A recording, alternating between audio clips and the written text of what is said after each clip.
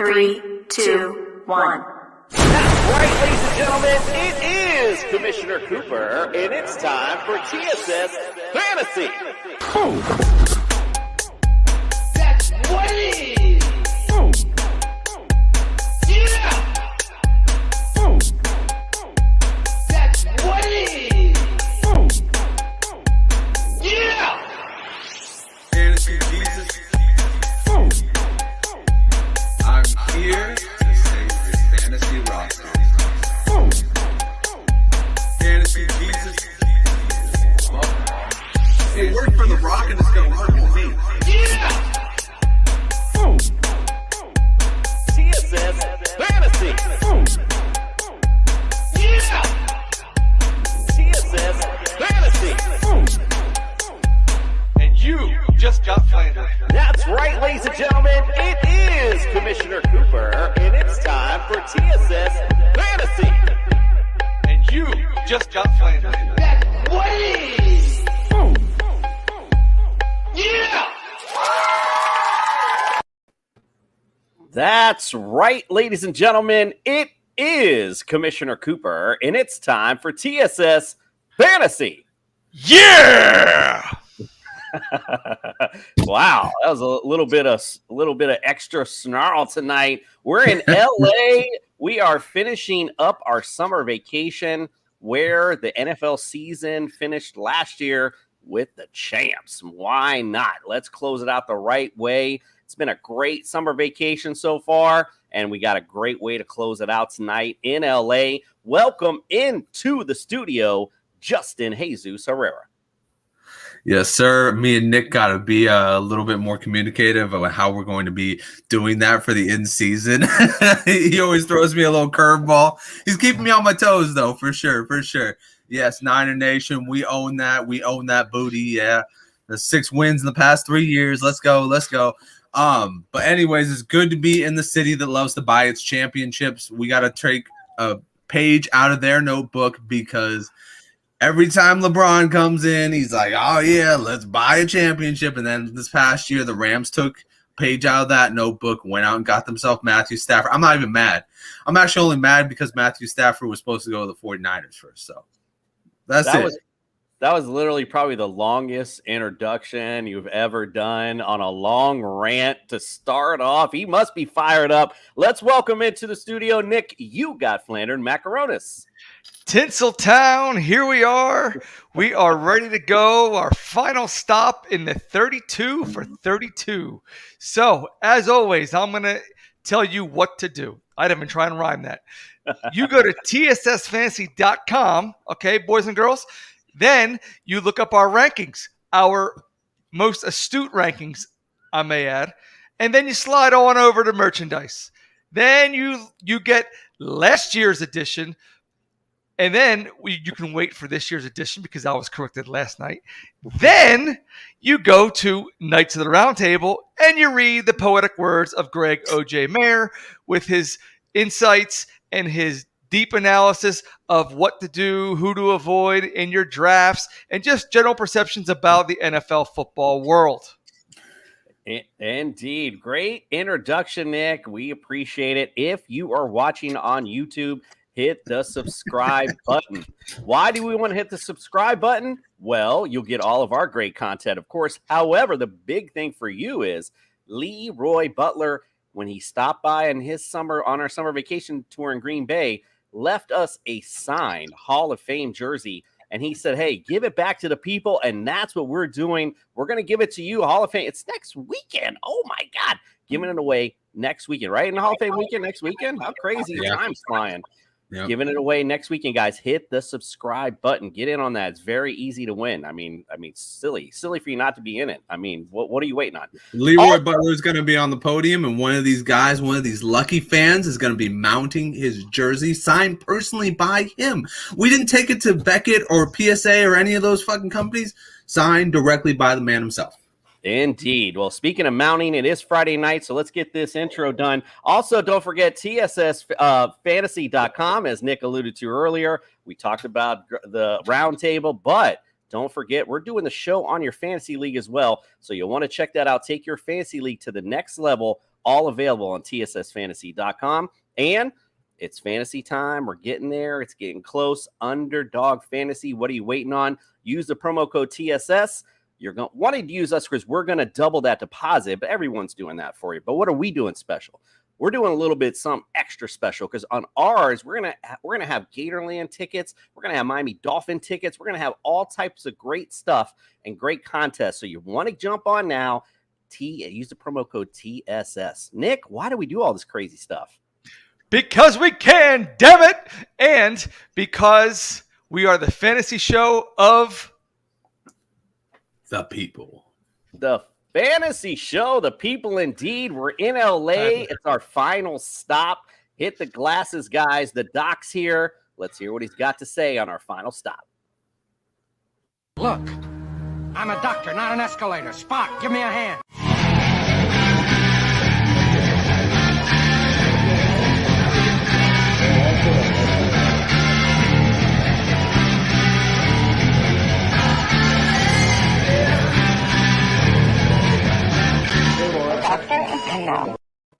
The doctor is in, and we are back in LA doing it flashy. We're excited. We're closing out our summer vacation. I think all of us can definitely say we need a vacation from the vacation. That's for sure. But welcome into the studio, Dr. Jeffrey Miller. Thank you for the introduction. Coming up tonight on the house call, we're going to briefly dive into the baseball world. It is baseball season after all, and talk about Tommy John surgeries. Oh, all right. I always get on Nick. We don't like talking other sports, especially baseball on the show. But all right, the doc says we got to do it. It's definitely got to be interesting. Let's get to the running back position in LA. The champs don't need much. I mean, they're already the champs for a reason. Let's go to Cam Akers on this crazy comeback tour he did last year. Let's talk about that, his comeback, and give me his percent to the bench for this 2022 season. So let's do a quick timeline for Cam Akers. July 2021, he had his Achilles rupture. July 25th, 2021, so just at a year, essentially this week, he had his repair. Then he ended up playing in week 18. I thought there was no way. So earlier today, I went back and I started looking at exactly what his procedure entailed. And this is fascinating. It wasn't a standard Achilles repair. This was a repair with an internal brace. And this is cutting edge surgery right here. And in fact, it's much more common in the elbow. And the inside of the elbow has this ulnar collateral or medial collateral ligament that a lot of pitchers end up blowing out. And so they do this Tommy John surgery to repair that ligament. And one of the new techniques for that procedure is called this internal brace, where they put a suture tape and they enhance the strength of that repair. I've never heard of this being done on an Achilles. So this may explain why he was able to return again in week 18. When you look at pitchers, it takes them 12 to 18 months to come back, but a pitcher who's had an internal brace in his ulnar collateral ligament is often throwing in 10 weeks and competing in 6 months. So the procedure might be working to Cam Akers' advantage. A few weeks ago, we talked about James Robinson. He's likely starting the season on the IR. And so Akers played one regular season game in the last week of the season. I think that they were hoping to see how strong this repair was going to be. I think maybe, though, it wasn't superhuman. It might have been short-sighted because you look at him in week 18, he wasn't explosive. He lacked the explosiveness. So as excited as I am about this procedure and the surgical advancement of the internal brace, it was an Achilles injury. Can you name a running back who's come back from an Achilles injury and been himself and been explosive and been really the guy he was before? And so when we look at the past, I just don't see this happening. Might be cutting edge surgery, might be excited for him. And I know the Rams are probably thinking this is going to be the man in the backfield, especially with Sony Michel's departure for America's team, by the way. But I don't see him playing the entire season. So sadly, we're going to go 75% to the bench. Even if he goes uninjured, draft him with extreme caution. I don't think you're going to get a big fantasy performer. 75%, big time. All right, Darrell Henderson, the was supposed to back up to Steven Jackson. Real quick, his percent to the bench this season. Yeah, something happens to Akers, he's going to become RB number 1 there, right? So that said, over his 3-year career, he's good for 12 to 15 games a season. We're going to go coin toss, 50% of the bench for Darrell Henderson. That surprised me. Usually Darrell Henderson, I feel like he always ends up on the sideline at some point. I thought you were going to go a little higher than the average on that, but okay, all right, I'll take 50 for him. Doc, we appreciate you joining us on our summer vacation. We'll be back in to visit with you as camp starts and revisit more injury news. We can't thank you enough, sir. My pleasure. See you next time. We'll see you soon. Speaking of injury news, by the way, Chase Claypool hurt today. Not really sure what it is, but it is a shoulder, but we're not sure how bad it is. We'll revisit that a little later, but just want to throw that out there.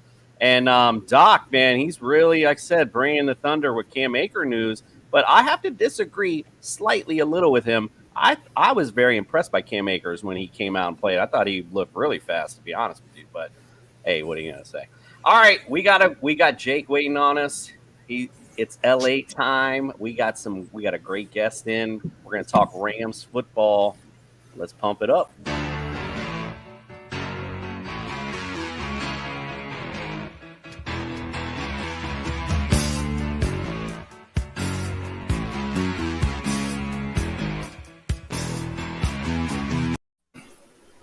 Welcome into the studio. And Jake, I apologize. I was hoping to talk to you pre-show. Is it Ellen Bogan, if I'm saying that correctly? You nailed it. All right. Yes. Yeah. All right. I was stressing that all night. Welcome in the studio, my brother. Well, I appreciate it. It was fun listening to you guys for a little bit, so I'm excited to get going, and it's an honor to be on. Awesome. We're honored to have you in. We're excited to talk about some LA football tonight. We've had a long summer vacation, and we're ending it the right way here in LA with the champs, indeed. Let's talk about, though, this year, the 2022 outlook for the Rams. Got to start, of course, though, with the last season. Finished the regular season 12-5. We talk about the playoff run. Played Arizona, waxed them 34-11. That was like literally the only game I felt in this great playoffs last year that was just the only one that was just like, meh. You just pretty much took care of business right off the jump. Won the division round against Tampa. Great game there, 30-27. Conference championship against the Niners, 20-17 there. And then that's why you heard Justin a little bit earlier, a little butthurt going on. Yeah, I heard him. Yeah, a little rant, a little butthurt there. That's okay. And then, of course, the Super Bowl, 23-20 against the Bengals. Great Super Bowl indeed. Offensively last year, you guys were 9th in yardage overall. You were 8th for points scored, 25th in rushing, and 5th in the pass. Matt Stafford having a great year. Of course, Cooper Kupp with his MVP season. 17th overall defensively in yardage, 15th in points scored against, 6th versus the rush, and 22nd versus the pass. Now, free agency-wise, lost a little bit. Von Miller obviously gone. Obviously, Andrew Whitworth, another loss. OBJ, Robert Woods, Austin Corbett, even the punter left. I mean, it was a little, it's like once everyone, you get that little, the championship around you become a little more valuable. So seems like, and, of course, Andre Whitworth retiring as well. You did add Bobby Wagner, though. That was a big pickup for you guys with the loss of Von Miller. And then Allen Robinson was also another great pickup for you guys with the loss of Robert Woods. He just kind of fits right into that role as well. No picks in the first 2 rounds, unfortunately. Pair of offensive linemen, which you got in there. You did get Brian Williams, if I'm saying that correctly. You also got 3 picks in the secondary as well. So looking overall at the Rams, the offseason was kind of for you guys, but, you guys are champs. You're going to have a little bit of that going into any regular season as champion, you're going to get everyone's best punch. So this season, I'm still looking around the same, though, 11-12 to 13 wins possibly. Again, the Rams certainly have all that it takes to go all the way this year. And again, in a weak NFC, we've definitely talked about that a few times on the show. All right, but again, as I've said this entire summer vacation, who cares what I say? We got the guest in, the LA insider, Jake, give us your 2022 outlook for the LA Rams. Yeah, so I'm feeling pretty good about this team. I think when you obviously come off a Super Bowl win, and yeah, you lose some guys, but you have to keep in mind what Les Snead, Sean McVay, Tony Pastors, all of the Rams brass have been doing. They've been preparing for this. Okay, so Sebastian Joseph Day, it would have been nice to bring him back, but they saw what Greg Gaines did last year, and they're like, yeah, we don't really need to bring back Sebastian Joseph Day. You look at the corners. Some people were like, why didn't they bring back Darius Williams? Well, they're trying to bring back OBJ. They're trying to bring back other guys. They're trying to sign a Bobby Wagner. They're trying to sign an Allen Robinson. Do things differently. You have to change up your team. Sean McVay says all the time, it was good last year. What won us the Super Bowl last year won't win us the Super Bowl this year. It's a tried and true formula. You can't stick to what works. You have to change it up just a little bit at the very least. So that's what the Rams are doing. But, you go out, you get guys in the draft like Jacoby Durant, who I think, is going to be stellar this year. He had 2 interceptions today, picked off Wolford, and then actually picked off Stafford, deep pass to Cooper Kupp and Camp, according to Jordan Rodriguez.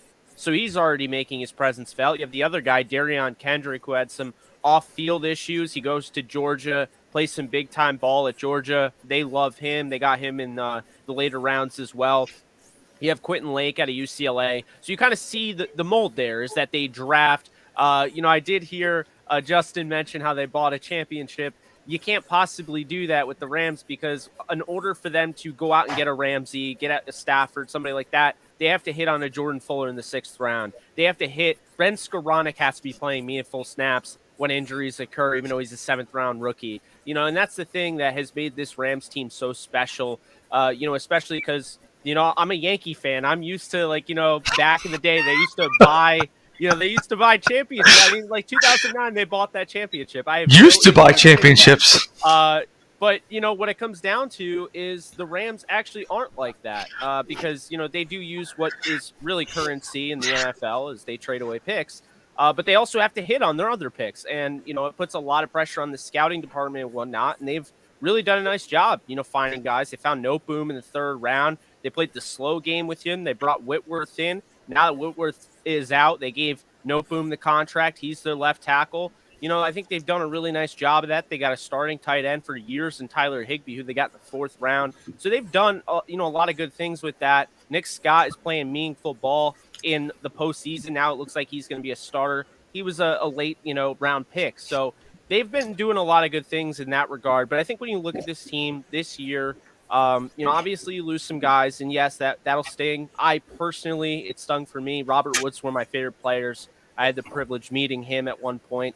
And then to see him go down with the torn ACL when you're all excited to see him play with, Cooper Kupp, OBJ, and Van, it was really unfortunate, how the football gods could allow such a horrible thing. But they were able to win the Super Bowl without him. And now they're trying to change up. So what I always say is the word curated. And that is exactly what they're trying to do for Matthew Stafford's offense. They're trying to curate it around his strengths and his weaknesses. And, I think the biggest weakness for him is that he's too much of himself. He doesn't want to take the step back. He wants to make the big-time throw. He wants to be Superman. He also trusts his teammates so much. Go back and look at the tape with the Lions. He's thrown in the 4th string. Hunter Bryant, tight end, down the seam buster down the field, and he has confidence in doing that. Other quarterbacks would be like, you're the 4th string tight end. I'm not throwing that route. He's willing to do that. So now you see last year throws a bomb up to, a Deshaun Jackson. Jackson looks up at it, gets picked off, doesn't have the wherewithal to go up and high point the football. You see in the Super Bowl, as much as I love Van Jefferson, made significant strides in year 2. Significant. He had 220 the year prior, goes up to over 800 yards this past year. But Van Jefferson, on top of the fact he's playing hurt, doesn't go up and go after the ball that, Stafford put it up there for him. And instead, it's Jesse Bates in the Super Bowl comes down with it. There are those moments that made them reassess their situation. And while Van Jefferson, Cooper Kupp, and Robert Woods are all very much alike, and you're starting to see a lot more around the league, they're going away from the big-bodied threat, the 6'4", the power forward, box out type of guy, and they're going more towards the shifty 5'10" to 6'1" type of wide receiver who wins yards after the catch. I don't think that is a losing, the Rams have been doing that for a while, but now they finally have a guy, and I I do not think they've had anybody like this, at least not in my lifetime, on the level of Allen Robinson. You could argue Denari Alexander, but they didn't have him very long because of the knee injuries. So now you have Allen Robinson, who, if you have a generally accurate quarterback, you're going to reap the rewards from Allen Robinson. We saw that with Trubisky. We saw that with, well, Bortles. That might be a little stretch calling him even generally accurate, but you get my point. You see, obviously he did a lot, going up there, high pointing the football, using his enormous catch radius and making plays.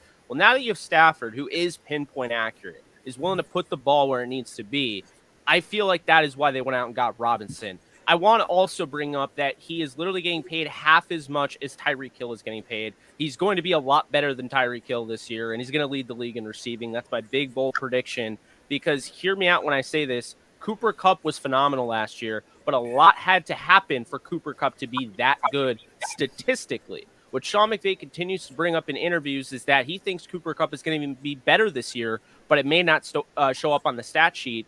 And it's not going to, because I think, to do that another year is ridiculous. I know they added another regular season game, and some people look at that as that's an asterisk on Cooper Kupp. I mean, he can't control that. He played, 21 games, including the Super Bowl.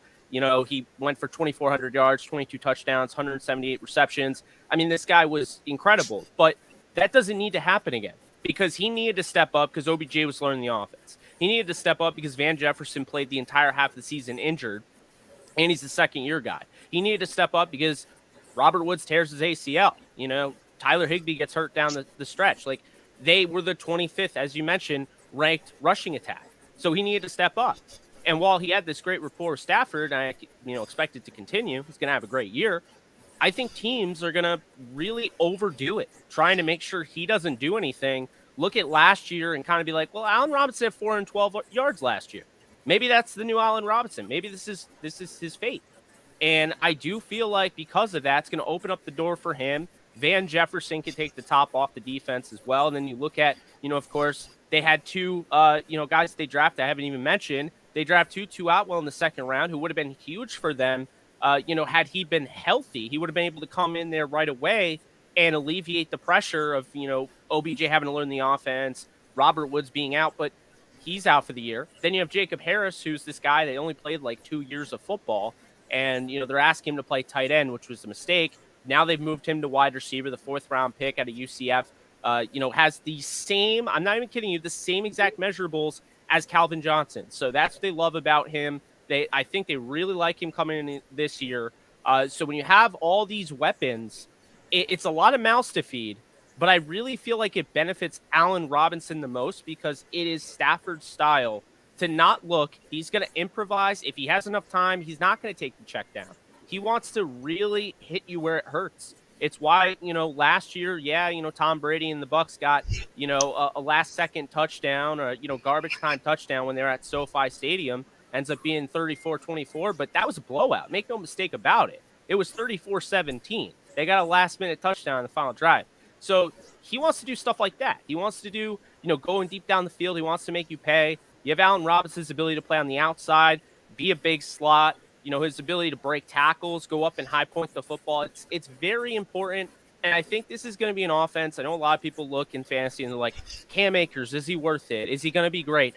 I don't know, because Cam Akers is coming off a severe injury. We saw him quickly emerge when he came back against, Arizona, and he showed you flashes, but then he wasn't that the rest of the year. In fact, he did more probably for the opposing team. You look at the Super Bowl, he blocks Andrew Whitworth out of the play, forces a sack in the Super Bowl. He averaged like 1.4 yards per carry. You have Darrell Henderson, who played with a high ankle sprain and had more of an impact in the Super Bowl. So, then you go out and you mention they draft Kyron Williams, who they trade up to get. So there's value there. So I think that there's a lot there where I can't necessarily say that Cam Akers is going to be that guy. I think this is going to be more of a high-octane passing attack. And I think that was kind of teased when they went out and got Liam Cohen back, who was with the Rams prior to going to Kentucky, turning them into a top 4 offense in the SEC. And I do think we're going to see that. I think this is going to be more of a high-octane passing attack with the Rams. Stafford's going to throw over 5,000 yards. They'll probably 46 touchdowns, 13 interceptions around that. I think there's going to be a lot of scoring. And then I think this defense is equipped to be a top 10 defense, maybe even top 5 this year. is albeit they lost, pieces, but you still got Aaron Donald, you got Jalen Ramsey, and everyone's, really quickly to say, well, Bobby Wagner fell off last year. Is it not the same exact situation? Albeit he's 3 years older, but is it not the same exact situation as Allen Robinson, a guy who's just in a bad situation there where it just wasn't getting better? And, you look at the talent around him, there wasn't a lot of talent around him. Seattle was awful last year. So, I think, that's what I would say about that. When you look at this Rams team, going to be one of the top offenses, going to be a really good defense, but make no mistake about it, they're going to look early and often to kill you with the deep ball. All right, so Jake, I'm sorry. It's all, hold on, Nick. So Jake basically covered the whole show, so we could pretty much close it out at this point. Just playing. No, but Jake, after all that, just really quickly, I need a prediction, bro. Give me record. Where are they going to be at? That's what I want to know. They're going to go 14-3, and they're going to win the Super Bowl against the Buffalo Bills. They're going to be the first repeat team since the New England Patriots. And the reason we see a lot of there's been a lot of teasing of this because we have not seen a team that has been this close to being a dynasty. And I know people look at it and they're like, dynasty, like Stafford, he only has like 5 years left. He signed a 5-year deal. That's a dynasty in the NFL. I'm sorry. If they win 3 out of the next 5 Super Bowls, that would put them at 4 Super Bowls with Stafford. That would be a dynasty. Like, I mean, what else do you want in that regard? There hasn't been anybody that has repeated. It's the longest drought in the history of the Super Bowl era of a repeat team. And I feel like this is the closest we've come to seeing anyone match what the Patriots did. Jake is fired up tonight for the Rams. I always am. Nick, get it in, boy. What you got to say? Jake, now, I like your analysis, but I would just like you to go into a little more in depth and expand on your answers because a lot of what you say is very vague and very unclear. Listen, all I got to say is if you're not creeped out by the accent light on Michael Myers right now, there's something wrong with you. All right, Nick, go ahead. Finish it up. I didn't even notice that. What do you got on the 2022 Rams? Oh, my gosh. What is not to have? They got the 10th ranked offensive line, the number 1 defense, the number 2 offensive offense by CBS Sports. The only thing I don't like about the Rams is the fact that SoFi paid $623 million for the naming rights, and they're a student loan company. Tell me how that is. But other than that, the Rams are going to go Really? In that little conflict of interest? We need a horn. Yeah, we need a horn. Good long-term investment, though. I'm not even going there. Okay, so there's so I think they're going to go 13-4 this year. You could say they're investing in America, Nick. All right, Justin, what's investing in fleecing student loan debt? We don't get political on here, Nick. What say you, my friend Justin? What's the outlook for the 2022 Rams? Oh man, so I'm going with 12 wins. I know everybody's gonna hate on it because it's not 14 or 13. Here's the real deal about it. You guys were sliding by using Cooper Kupp a lot. I mean, let's face it, like Cooper Kupp was your godsend. Nobody could touch the guy. I'm going to give him all the credit in the world. Nobody could touch him from his break. Like, he was just open. Wherever it was, he was just open. He found some way to be open. He found some way to draw Logan Wilson on a pass interference. And the best or the biggest play of the season for them in the Super Bowl. He was phenomenal. Outside of that, Stafford was really good. I think adding Robinson, you're getting a better OBJ. I will have to say, though, if you think that Allen Robinson was good, take a look back at the 2000s when they had Isaac Bruce and Torrey Holt. That was fucking fire. Those two were fire together. Oh, I know. He has a different skill set than those two. That's what I'm saying. Well, I mean, greatest show on turf is, I think, the greatest I would say ever. But I hear you.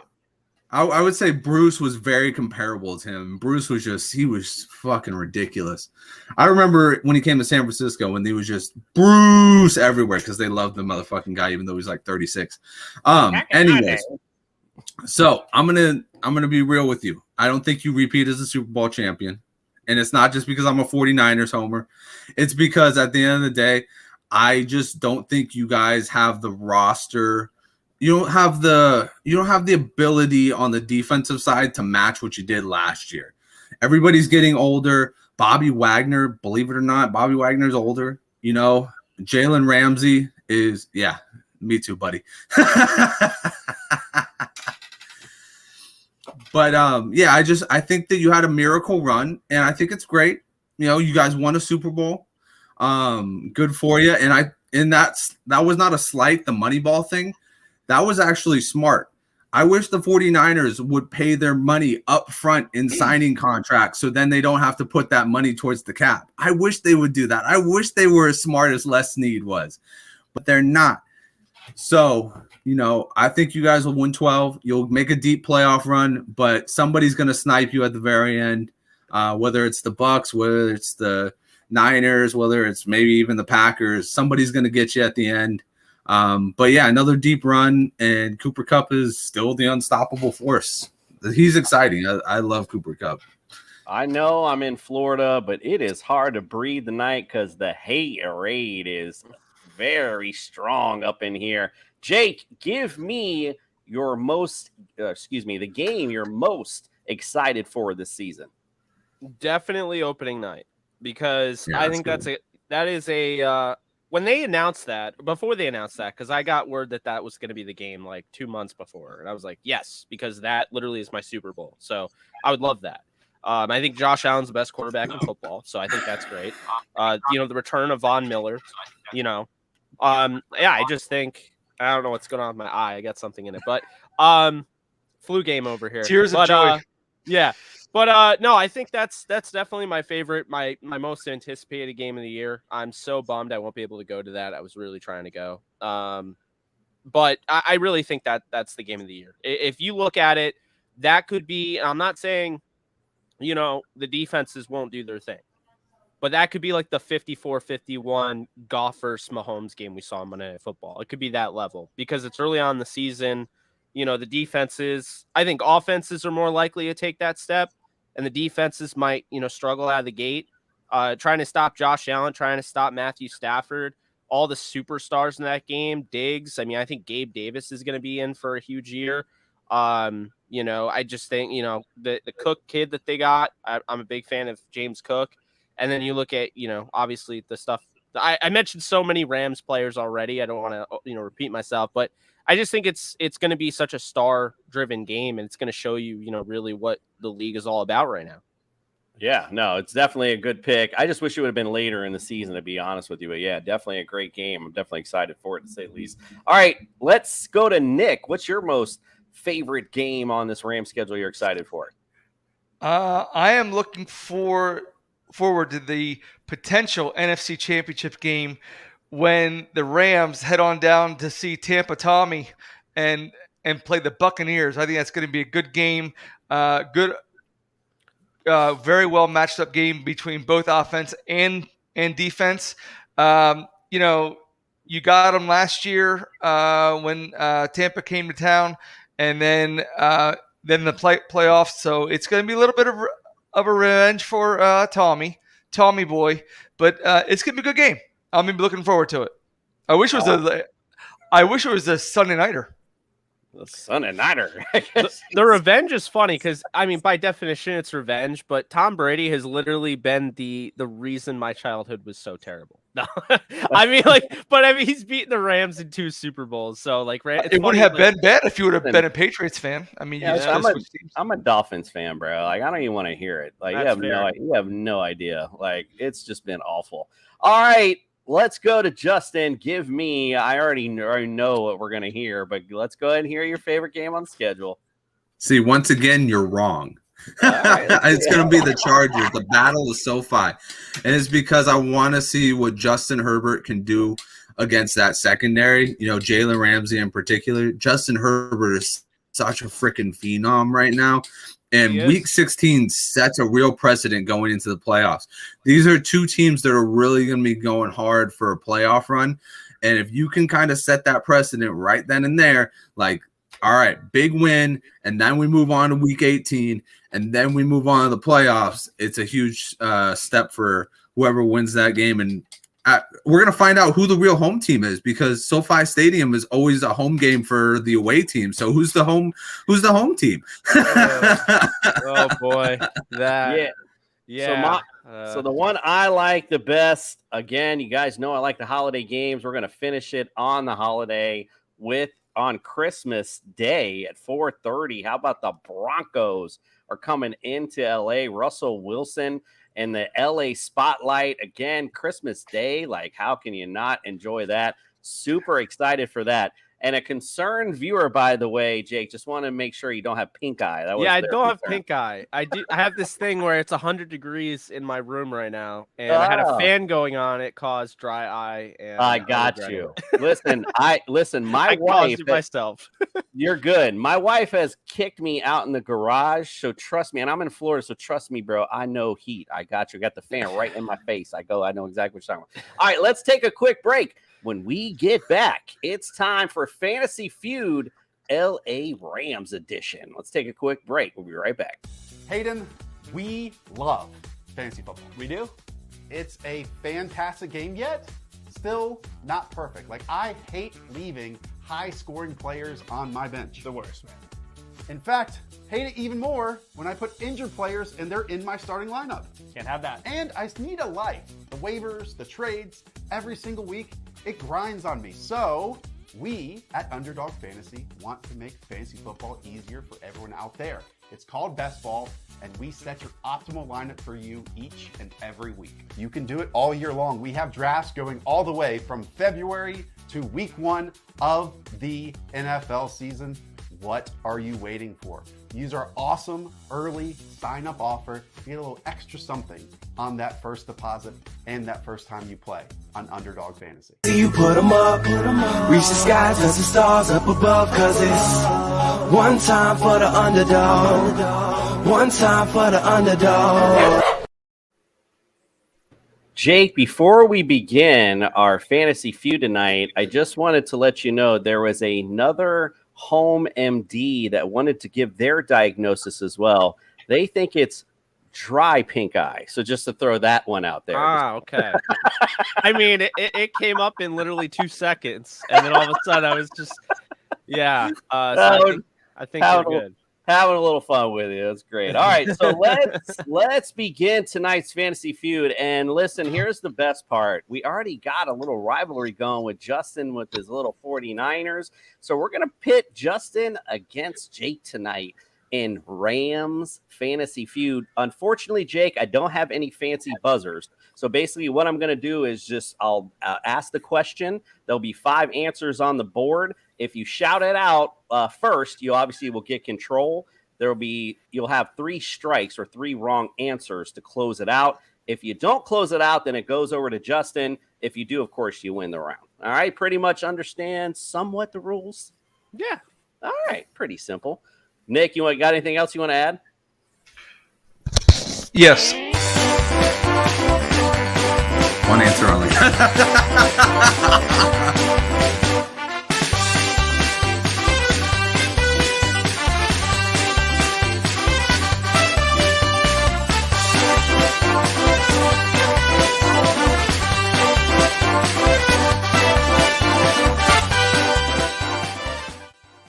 Brad?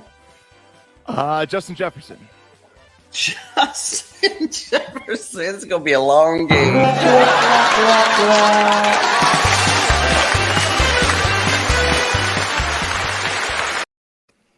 Not going to be a long game tonight because we got a Rams expert, and I guarantee Justin's Googling his butt off during the break. All right. Make sure you only say one answer for your guess. I knew it. I fucking told got it out anyway. I missed it. All right. I heard Justin say it. Top 5 answers on the board. I had to get my thinking cap on. Yeah. Oh, God. Top 5 answers on the board, gentlemen. Here is your first question.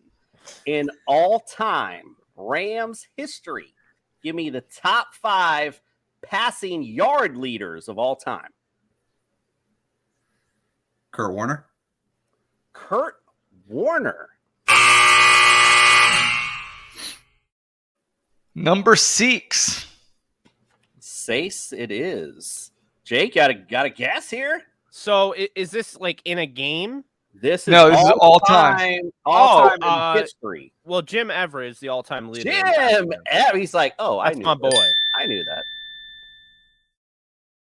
All right, Chris. Listen, don't call him Chris Everett. He was number one on this list, 23,758. By the way, he basically gave me crickets when I asked him to be on the show tonight. Way to go, Chris. Anyway, Jake, How what Jim else you Rome got, got brother? famous. Let's see. I mean, Jared Goff might have actually been. You said top 5. Jared Goff might have gotten on there. I'm gonna say Jared Goff. You're gonna say, well, I gotta look. Jared, can you believe this? Jared Goff?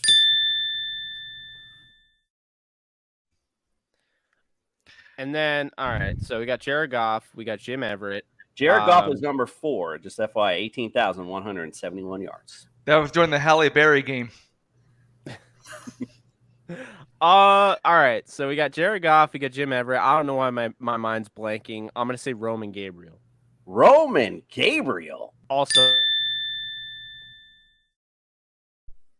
all right, so Roman Gabriel, Jared Goff, Jim Everett, 2 more. Alicia Keys would say this boy is on fire. Yeah, it's like weird. I want to say Bulger, but I'll say Mark Bulger. Feeling a little Probably bulgy? Probably wrong. Okay. You know, it's weird because they were Mark so Bulger, explosive by the way, back was in the number 50s. 2. Just so you know. Oh, okay. All right. I haven't looked at this list in a while. Yeah. So you're only thing you're missing right now is number 5 on this list. That's the only one you're missing. Yeah, and I'm thinking because it's tough because you have the Gray Sean Grass back in the 50s, but the problem is they platoon their quarterbacks between Norm Van Brocklin and Bob Waterfield. So I don't think it would be them. Then you have, you know, I'm actually gonna say it is, and his name just totally escaped me. What the his name? He wore 15. Ferragamo. Pain. Vince was 9th. I don't know why I thought Vince Ferragamo. It's all right. You got 1 strike, got 2 more to go. All you got is number 5 to go. This person's number 5, you're saying? Yes, sir. So it's not Vince Ferragamo. It's not. I don't think it's Pat Hayden. Let's see.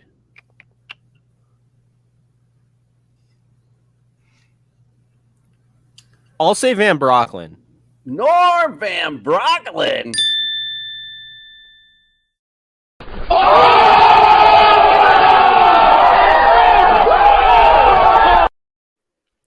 I should have gotten that. I'm pretty mad at myself. that I Jake didn't get that closes at first. out the. Yeah, you closed it out though. Look, Jim Everett number 1, Mark Bulger number 2, Roman Gabriel 3, Jared Goff 4, Norm Van Brocklin number 5, 16,114 yards. All right, Jake takes round 1. Justin better step up, and you know what question's coming now. We're going to really strike that fandom. This actually kind of evens the playing field, I think, a little bit. Top 5 answers on the board. Here's the question. Get opponents in your mind in all-time Rams history. Give me the teams you have the best winning percentage against. Lions? The Detroit Lions.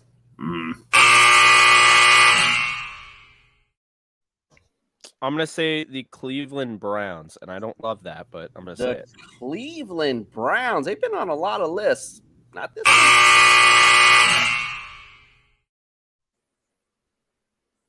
Justin, let's say you Cardinals? said the Arizona Cardinals? No, the St. Louis.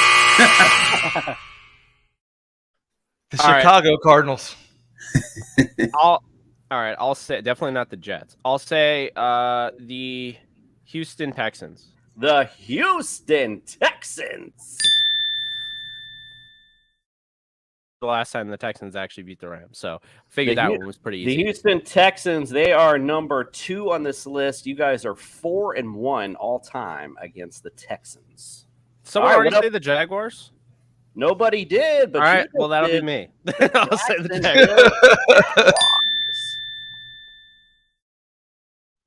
All right, so we got 2 there. That's number 1 on the list, by the way. Jaguars, you guys are 5-1. So 5-1 against the Jags, 4-1 against the Texans. You got 3, 4, and 5 on the list. You did already earn a strike, so you got 2 strikes left.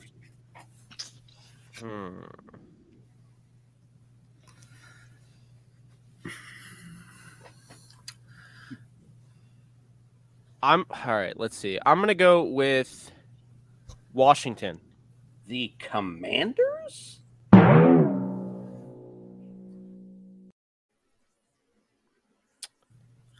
Washington Dan Snyders.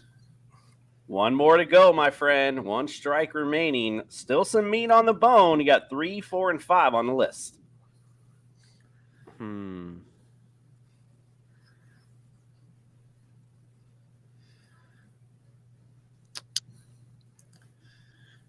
Let's see.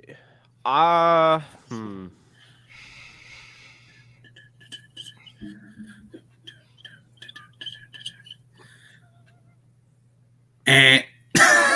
Here it comes. You got a guess, Jay? Come on, I got to get a guess out. I'm trying. All Buzzer. right.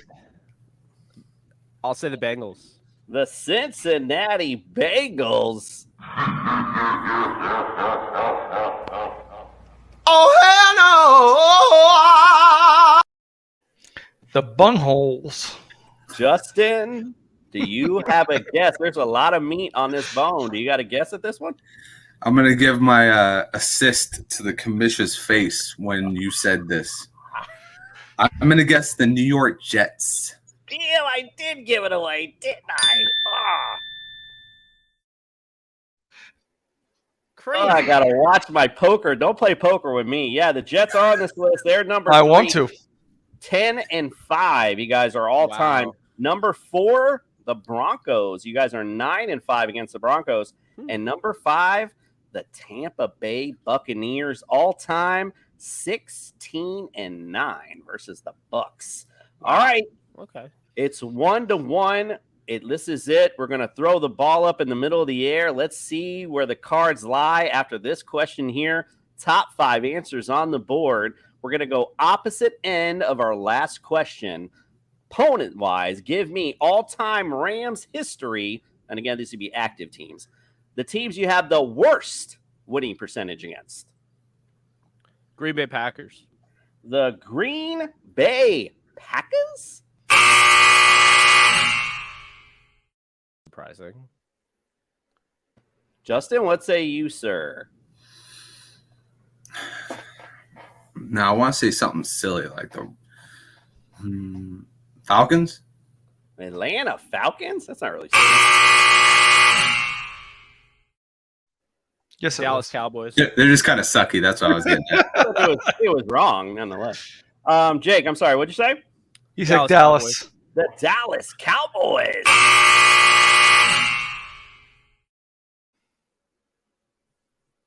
How about the Eagles? The Eagles?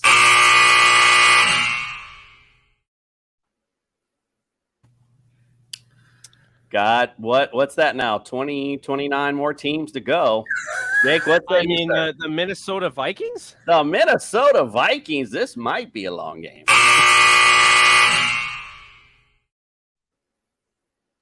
If it doesn't work one way, maybe it works the other. The Detroit Lions. The Detroit Lions. Oh my God. All right. Pittsburgh Steelers.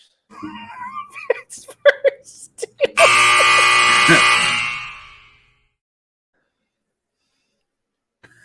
The Cincinnati Bungholes.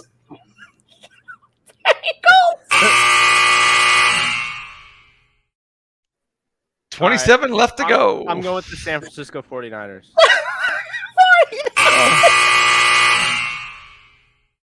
God. Just got to knock them off division by Seattle.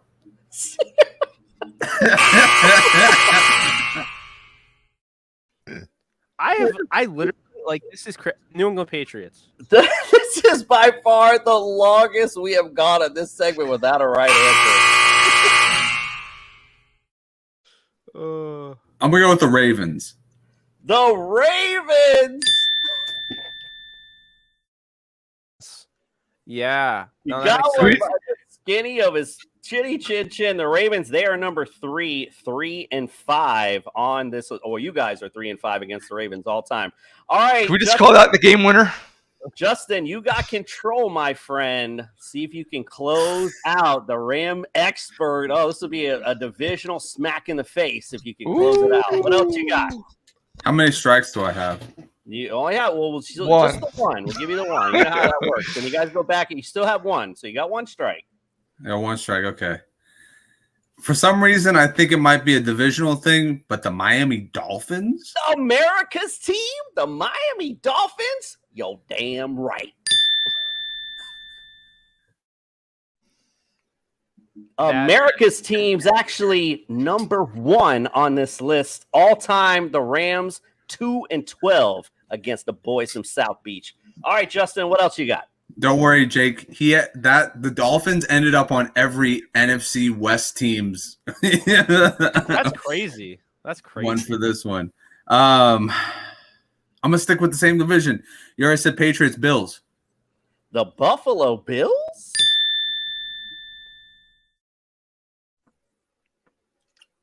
So if you've been watching our summer vacation, like I said, it's so odd that these teams have these odd divisional it's really strange. It's like not just one, it'll be 2, sometimes even 3 from the same division. Bills are number 4 on this list. You guys are 5-8 all time against the Bills. So left is you got the number 2 and number 5 on this list. Okay. All right. Chargers. The LA Chargers?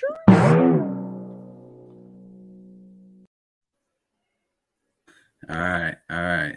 Let's see. I'm going to go Carolina Panthers. The Carolina Panthers. Speaking of Carolina.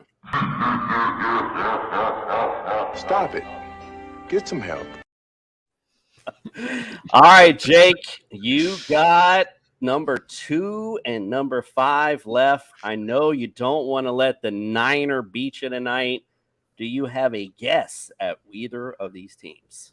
Well, I'm going to say a team that I thought was on the other list is on this list. So I'm going to say Washington. The Washington Commanders?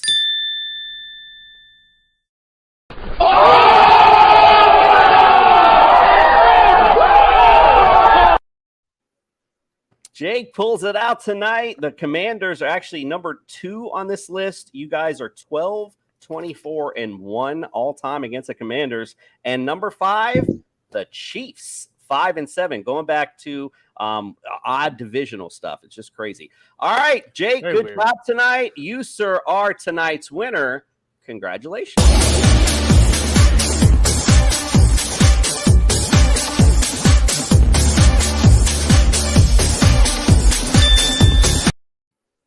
I got You the know what? I thumbs did up. notice. Yes, I did notice a lot of the West Coast teams, they have losing records against the East Coast teams going. Well, that would make perfect sense. Thanks Yeah. for that, Nick. I'm gonna add this you on this award tonight. Dumbass. Thank these. They call me dumbass. Black Entertainment. Stupid. So you get nothing. You lose. Good day, sir. And unfortunately, That was no, no win for Justin tonight. All right, we're going to take a quick break. When we come back, the fantasy show, The People, is going to talk fantasy. Crazy enough. We'll be right back. Hey, everyone. It's Commissioner Cooper from TSS Fantasy. Want to give your own fantasy league that extra professional touch? Say less. We got you. TSS was based off a show that we did on our own fantasy league. Night, sorry, and now possible trade hole. You're on your way. Now we want to bring that professional, fun, and creative side to your fantasy league. And you can do it for as low as $5 extra per owner. Oh my. I will guarantee it will increase your interactions within the league, create more fun, friendly banter, You in the bottom of the fucking league, Jose. And give your league that extra real-life feel that you didn't know it needed.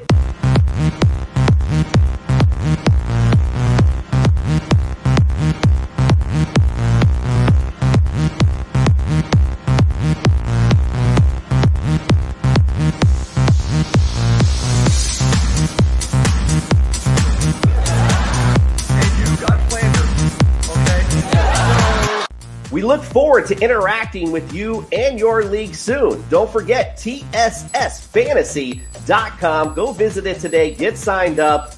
We are the Fantasy Show of the People.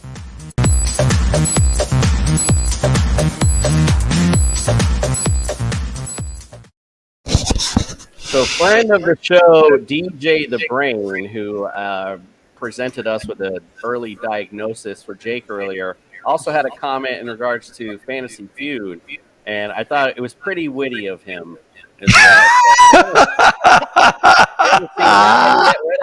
Since he had Tinder. Good.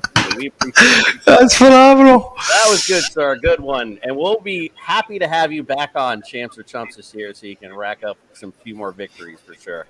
All right, we again are gonna talk some fantasy football. I hope you're ready. I'm ready. I'm ready. I'm ready. I'm ready. I'm ready. Ready. Ready. I'm ready.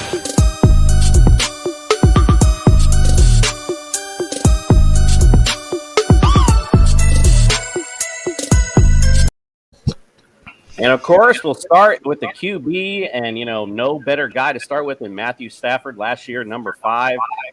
I know I didn't have him that high, quite frankly. I had him. I was one of those guys where I was like mid-tier looking at Matt Stafford. It wasn't looking at him at that top tier type guy that he turned out to be. So definitely lesson learned, to say the least.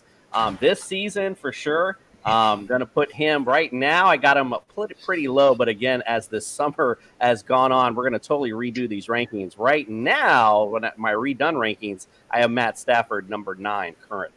Justin, what say you, my friend? Again, I should have went a little more analysis. My bad. My daughter was distracting me.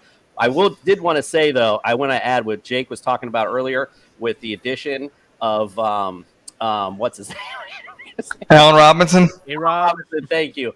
Big addition to take away from Robert Woods. I was going to say Robert Woods, and I was like, damn, I can't remember who replaced him now.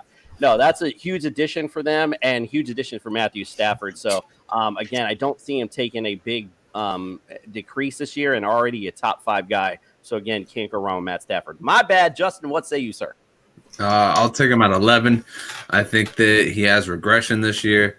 Last year was a magical season, but he also threw the ball very recklessly last year. Player Profiler had him as having the 6th most interceptable passes. So that's, within the radius of a defender. So he was, like I said before, he was really relying on the fact that Cooper Kupp was near flawless last year. I don't think he can be able to do that year to year. Cooper Kupp's going to have some sort of regression in his game. Allen Robinson's a nice addition, and I'm not saying that he can't be a QB1. I'm just saying that I'm going to be a little bit more realistic about it and not think that this is going to be the year-to-year Stafford we're going to see. Plus, the Rams are a very balanced offense. They love to run the ball. They're going to give the rock to either Henderson or Akers, whoever ends up making it out of camp with that spot. So there's definitely a lot to love there. I'm just not confident making him my QB1 right out the gate. I'd rather have him as a QB2 for sure. All right. The hate, again, is very thick tonight. Nick, what say you, my friend? Where do you got Matt Stafford? I have him at number 12 currently, and it is due to his gunslinger reckless passing. I mean, he did throw 17 picks last year. Conversely against his 41 TDs, and then he was sacked 30 times. And I looked, I thought that was kind of high, so I just looked real quick. That's the lowest, and he's tied with Rodgers and Prescott. And I was like, oh, okay, so all right, so that's egg on my face. It's just he just throws too many picks. That's all, and that's it. I mean, there's nothing else. There's nothing bad you can say about Matthew Stafford. There's nothing bad you can say. In regards to fantasy, I mean, I'll take maybe a couple picks if he's throwing 4 TDs all day, especially if it's 400, 500 yards that he's throwing. So I don't even know where you guys are talking about. Jake, what say you, sir? Where you got Matt Stafford? He hasn't thrown that many picks since 2013.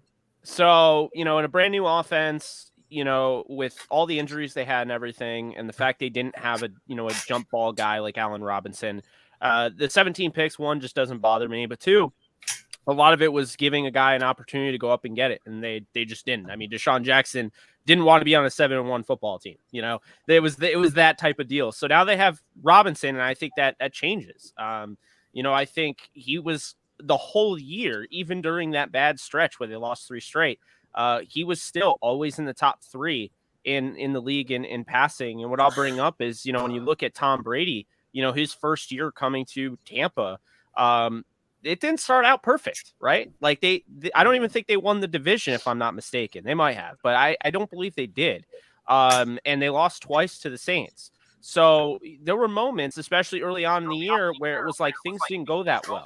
I think things went better for Stafford, his first year than they did for Tom Brady his first year. But Tom Brady's second year, almost increasing his total yards by 700 yards. I wouldn't be surprised if we see something like that out of Stafford, because it's like night and day difference. And Tom Brady has mentioned that over and over and over again, how, he went back on that field in his second season with this team, and he felt like he knew it. It wasn't like I'm a new kid in school anymore. He's like, I run the school. Like I'm ready to go. And I feel like Stafford has also done that. And, throwing 41 touchdowns last year, the most since 2011, back when, he had Calvin Johnson. I'm not going to be surprised if he turns that into 50. I have 46, I think, going up by 5, in his second year in this offense makes a lot of sense, more curated to his strengths. But I think 13 interceptions is fair. And if that's the case, Tom Brady had 12 last year. So I think you definitely write home on that. Now, in fantasy, a lot of the time, there's a lot of more running quarterbacks nowadays, and so that's it. He doesn't run enough. That's it. That's my knock on him. And that is definitely a fair knock. Now, what I would say to that is, for every Jalen Hurts that runs a lot, Jalen Hurts isn't scoring the touchdown Stafford is. So while he gets you a lot of rushing yards, and that does help his fantasy, it really puts a lot of pressure on him and a lot of pressure on you as a fantasy owner of him, because he has to do that, which then puts him in position to get hurt, which then also means that at any given point, they could pull the plug from him in that regard and be like, we're not having you run the ball anymore. We want to keep you healthy. You're our guy. Whereas Stafford, it's like he's not going to get the plug. He's not going to get the rug pulled out from under him. He's hit, like, they know what he is. And so he ran a little bit towards the end of the year. Not enough, obviously, to make any sort of fantasy relevance, even mentioned. But, I do think he's going to be a top 5 fantasy quarterback this year. I think this is going to be one of the best offenses in football. And, I think it's really because they curated it. This offense, they curated around his strengths. And, while it was nice to have Deshaun Jackson, for a cup of coffee, and, obviously the Tampa game everyone talks about, he had over 100 yards. He had, 2 deep bombs or whatever. They can do that with Van Jefferson. They can do that with Tutu Atwell. And now they add Allen Robinson, who isn't just tall, isn't just a big bodied receiver, but actually knows how to use it. He can contort his body in ways other, wide receivers don't care to. He puts in the work, and, he's incredibly smart. And I just think, what we're learning early on is that he is a very smart football player, and he's not just the guy that goes up and that's the thing.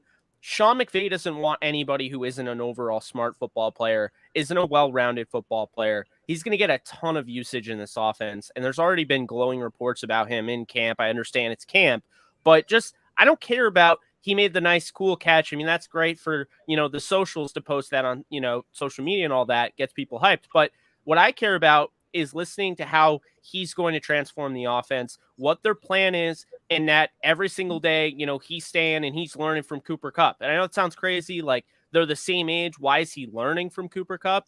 Cooper Kupp's a brilliant dude. I mean, think about Marshall Faulk being an extension of the coaching staff. Kurt Warner saying he's just like having another quarterback on the field. That's what you're getting with Cooper Kupp. The guy will literally at the line of scrimmage change the play if he sees fit. He did that multiple times last year. He relayed in. his own little spin on things. They changed the play. It resulted in a touchdown against the Texans. He literally altered everything on that play, went over to Stafford. He's like, we're running this. I see, there's a weakness in the defense, all that. Like, that's Cooper. And so now you put him around the younger guys. The younger guys are obviously going to, take off. But Allen Robinson's not a young guy. He's in his prime, coming off the worst season of his career, and it's not even close. And now here he is. He's going to a Super Bowl, winning team. I know he didn't say it. He didn't have to say it. I know it probably hurt him not being at that ring ceremony. It probably feels weird. You play for the team. And honestly, it was kind of weird to have a ring ceremony during this whole thing. But they had the ring ceremony. And you have OBJ there. You have Von Miller there. You have Sebastian Joseph. All the Rams from last year, they're all at this ceremony. This is after you just practiced. And you're like, all your teammates are there except for you. It's like it should drive you. It should make you want. So I think, this year, and if you're a betting man, I mean, Allen Robinson, I'll say this right now, over on Caesars is plus 10,000 odds to lead the league in receiving. If you're not putting $10 down on that, I don't know what you're doing.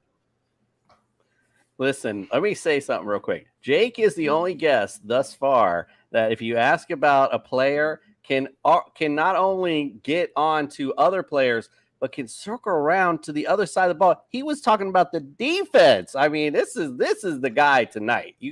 I'm impressed. You got to add all the layers. I am totally impressed, my brother. That was impressive. All right, let's go. Let's go to the running back position. I know you kind of covered some of that already, but let's talk about Cam Akers and Darrell Henderson at least. So go to these two guys. Last year, you heard me talking with the doc about Cam Akers' injury. Again, that's a tough injury to come back from. However, like I said earlier, I was actually impressed with Cam Akers when he first came out. I thought he was a little explosive when he first came out, although he did kind of come back, as you mentioned, kind of came back to earth a little bit. But I like the explosiveness out of him, and I kind of looked at it like Darrell Henderson last year for you guys was 26th overall. And Darrell Henderson, we've all seen Darrell Henderson have his ups and downs. We know what Darrell Henderson is. He doesn't have the explosiveness, of Cam Akers. So, if Cam Akers stays healthy, of course, that's a big if, but if he can stay healthy, I like him this year, but right now I like him enough to put him at 19th. I have Darrell Henderson right now at 50th is where I got him. I don't have the rookie anywhere yet because I haven't seen much of him, enough of him to put him anywhere, to be quite frank. Justin, what say you on the rushing attack of the Rams? You're on mute.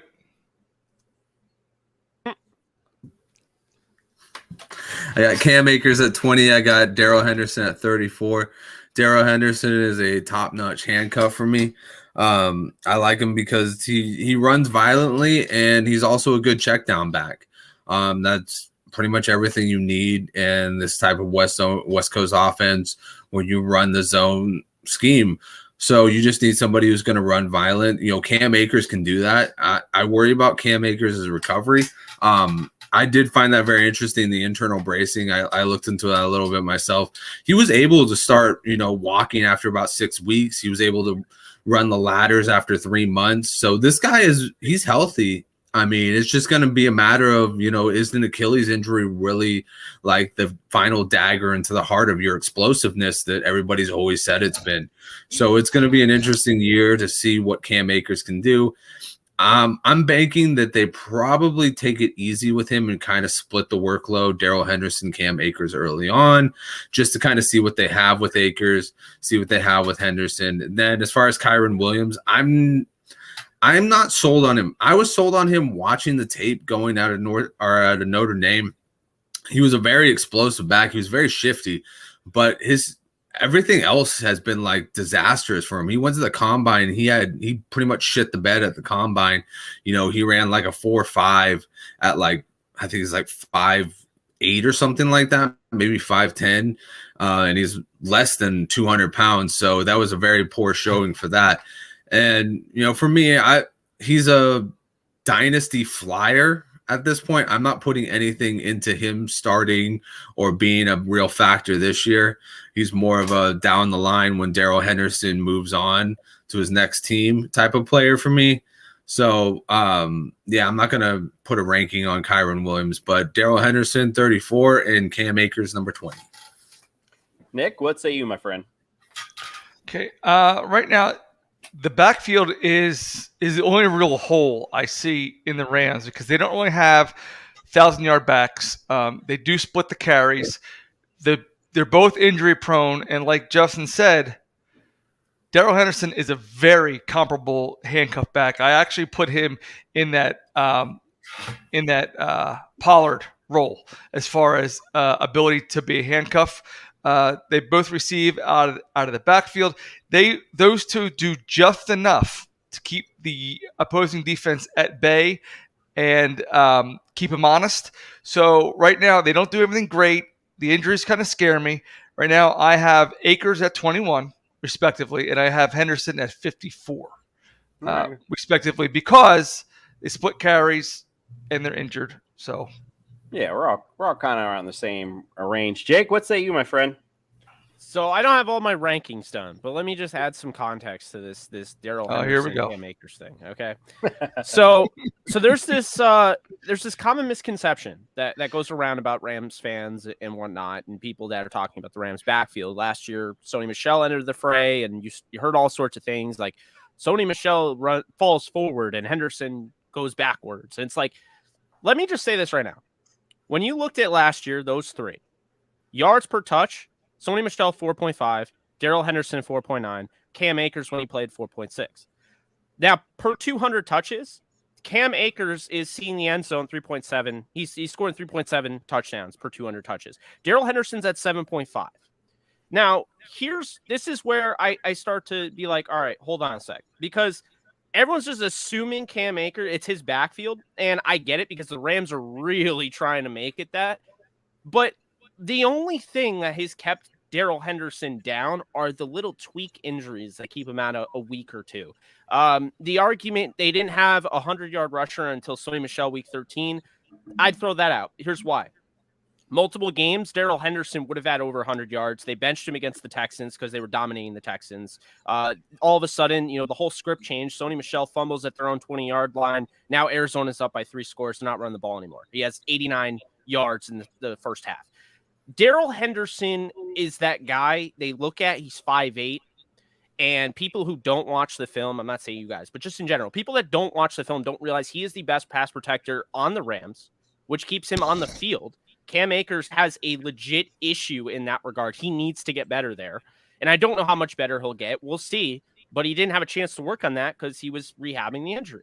So Darrell Henderson, when he's healthy, is the more valuable.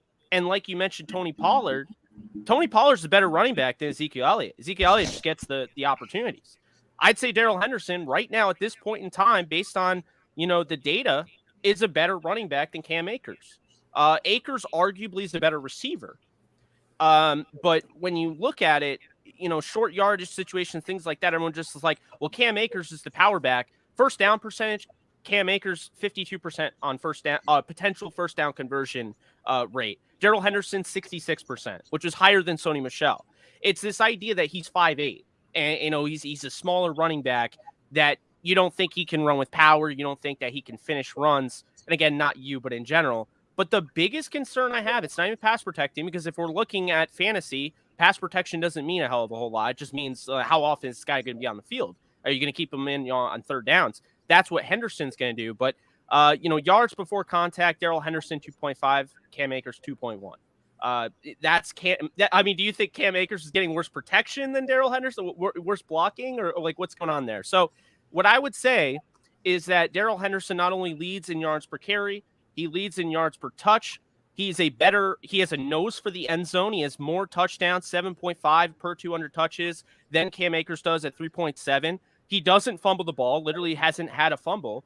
Cam Akers has 1.2 and 2 per 200 touches. That doesn't include the postseason with 2 against Tampa. Huge fumbles that almost lost him the game.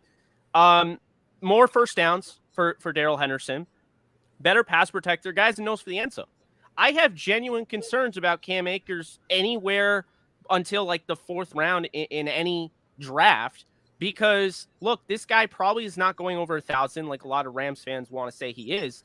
Like you guys mentioned, it's going to be like a committee type of deal.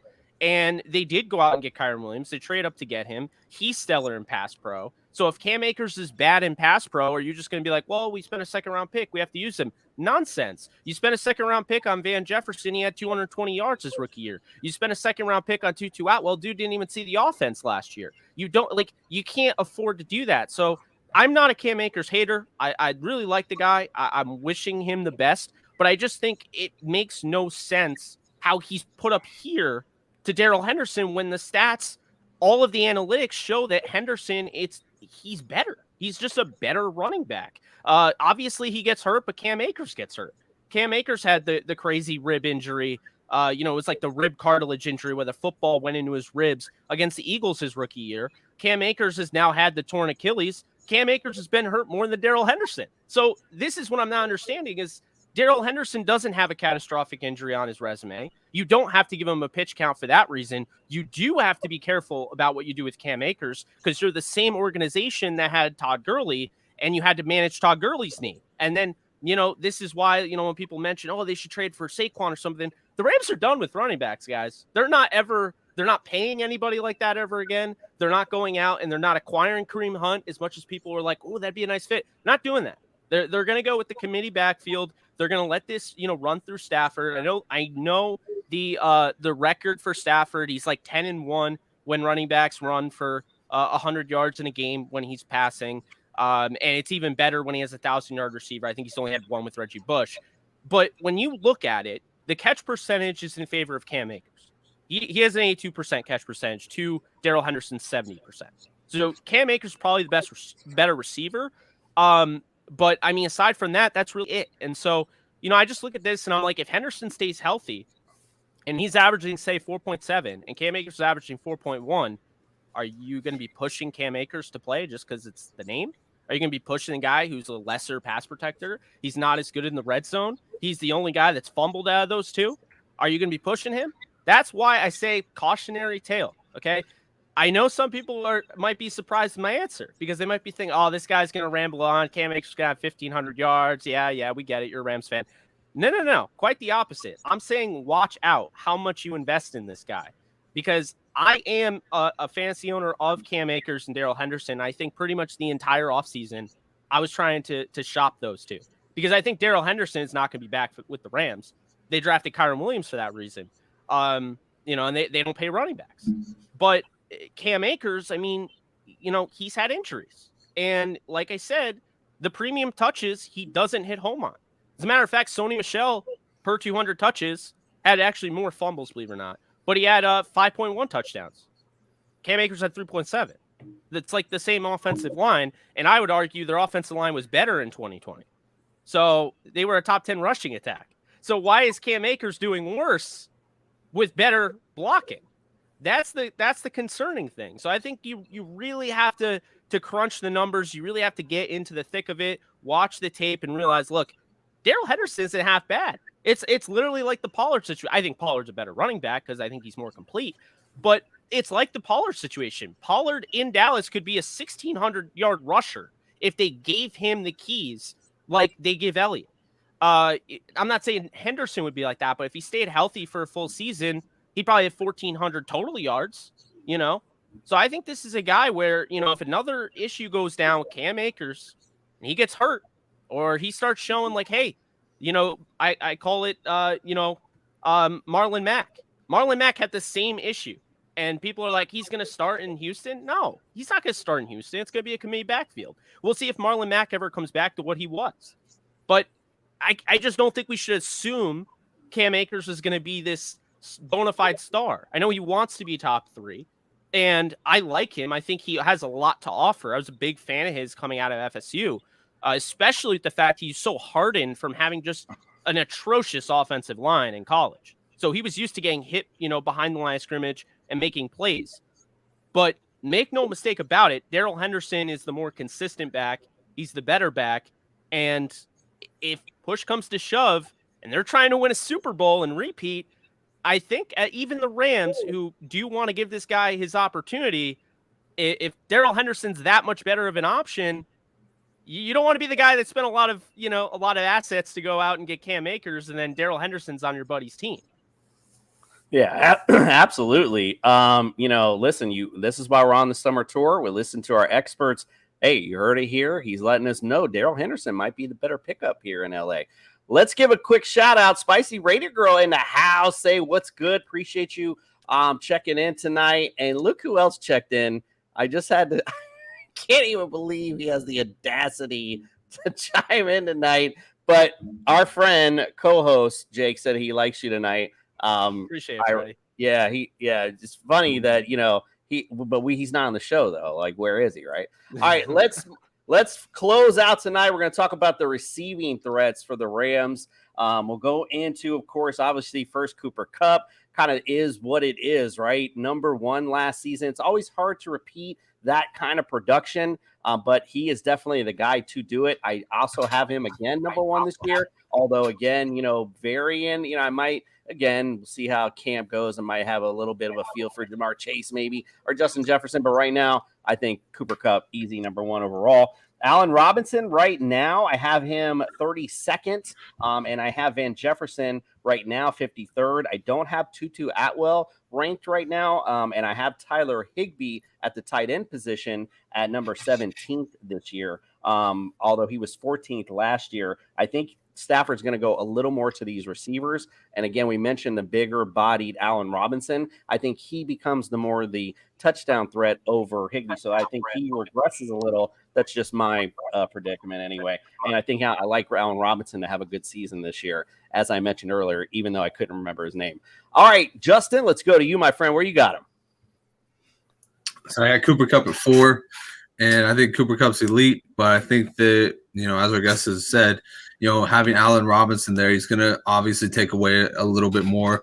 It was a very small variance, but last year when Cooper Kupp had Odell Beckham, his totals weekly went down and it was through the span, it was about 1 point. So it's really nothing much, but, that 1 point build up by a couple weeks could lead to, going down a couple points in the standings.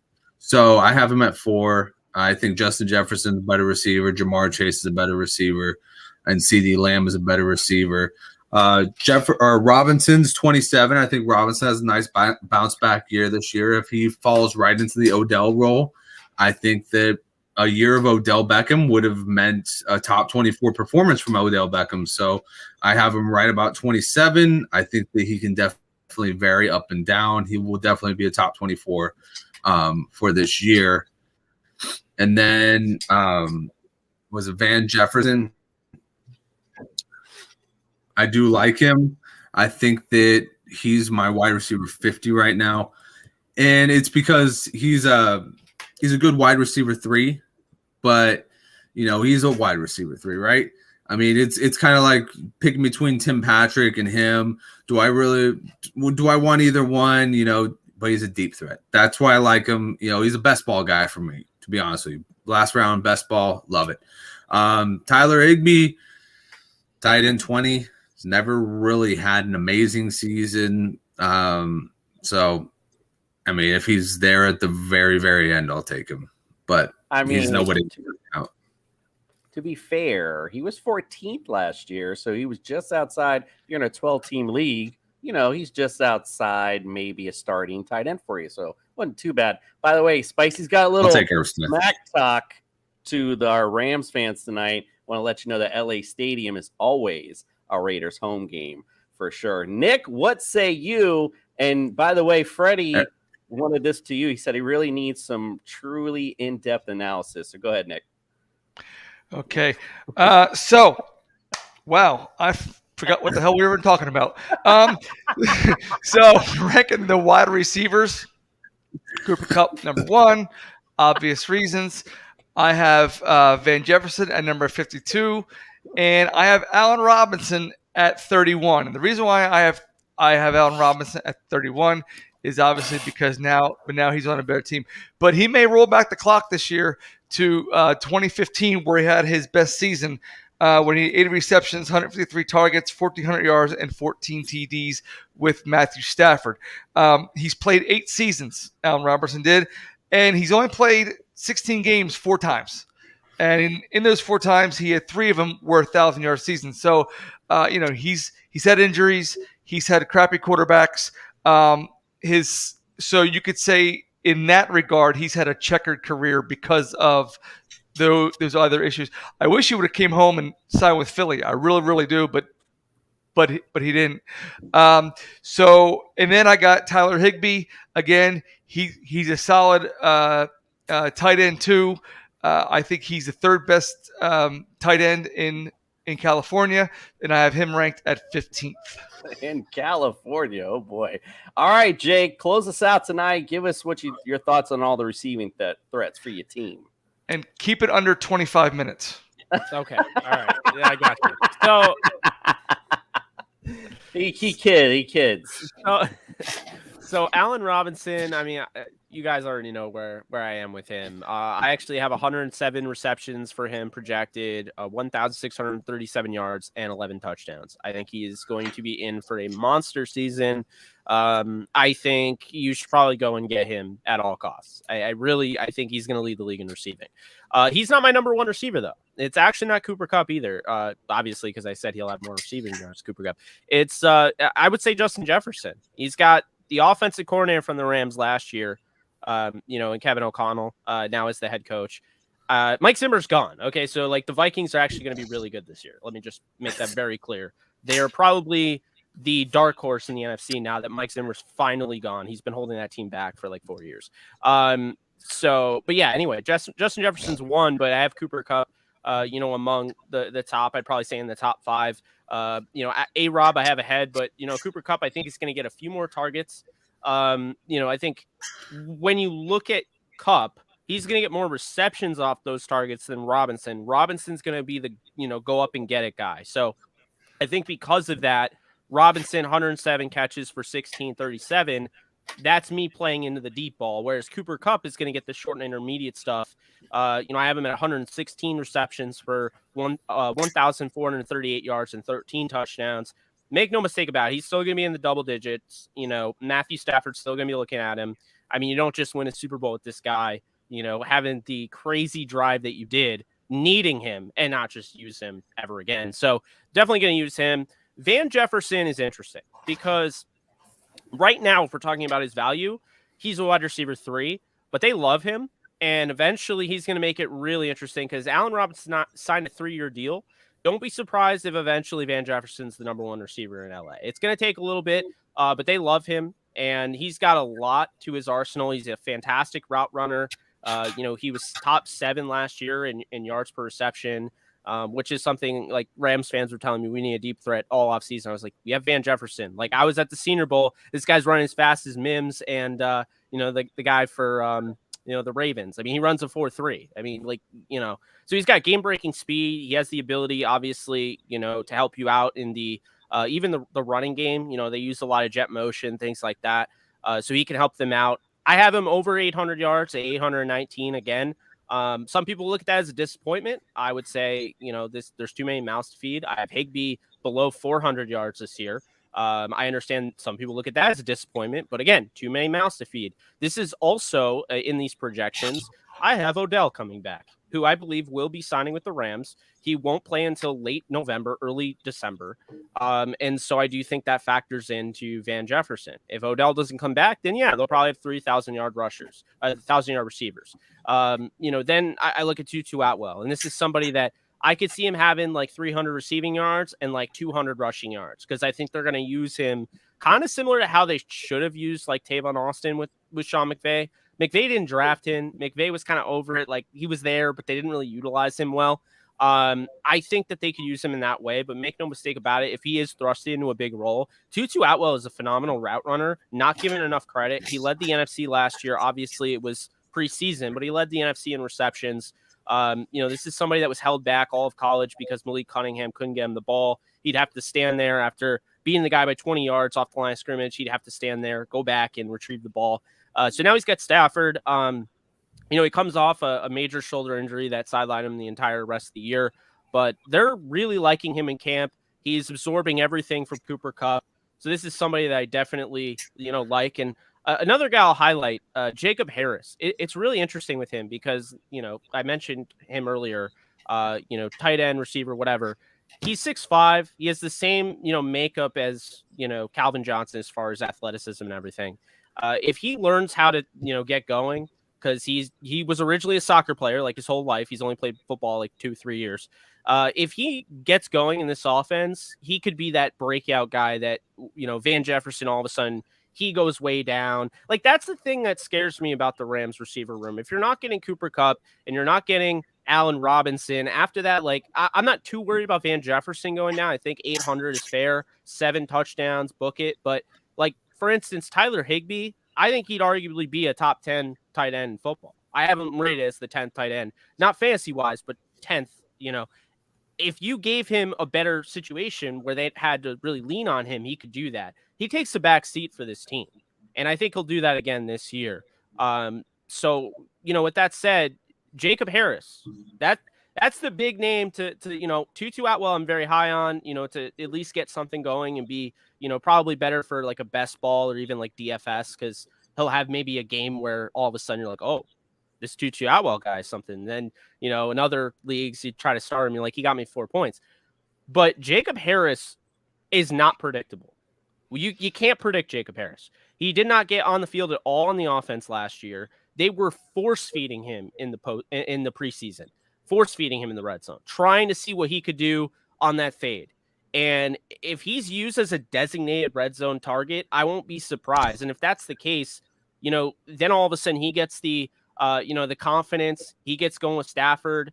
Sean McVay kind of takes it a little bit easier on the rookies, that he doesn't throw them into the fire.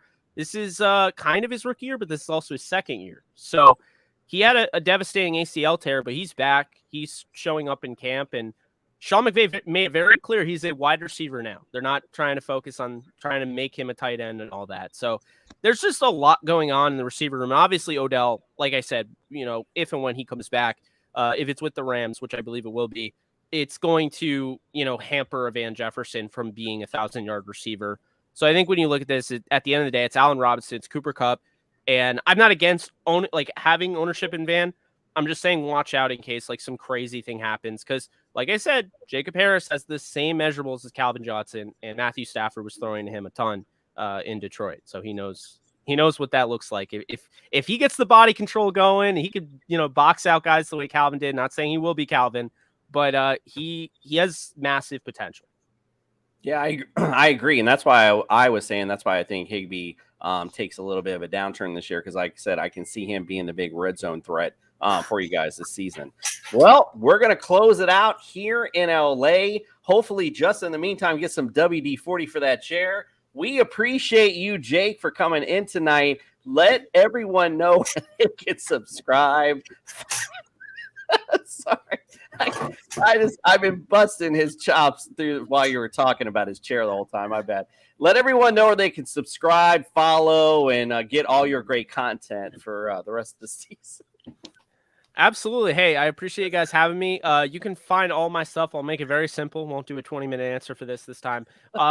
You can go over on Twitter, follow me at JK Bogan. I'll tell you what, all of my links are in that little link tree in the bio. So just go there. I got YouTube, Downtown Rams podcast, other stuff. Just go there. It's a lot easier than me spewing for 20 minutes about it. No, man, you've been great tonight. This is like in-depth stuff. Like Freddie said, Yeah. like, listen, we're simpletons here, bro. We just kind of break it down like in caveman style. So it was great for you to come in tonight. Spicy Raider Girl had one more thing to say before we headed out tonight. Raiders, and Hey, so, I think they win the division.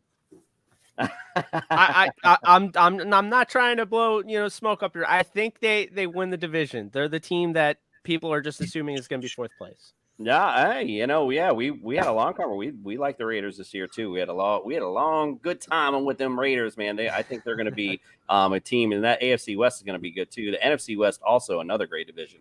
All right, well, it's really the Rams and Niners. The Cardinals aren't going anywhere.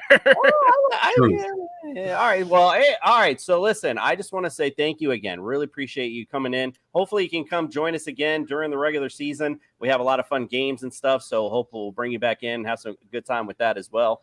Again, appreciate you guys. We're going to go now into our August shows where it's going to get more back into fantasy.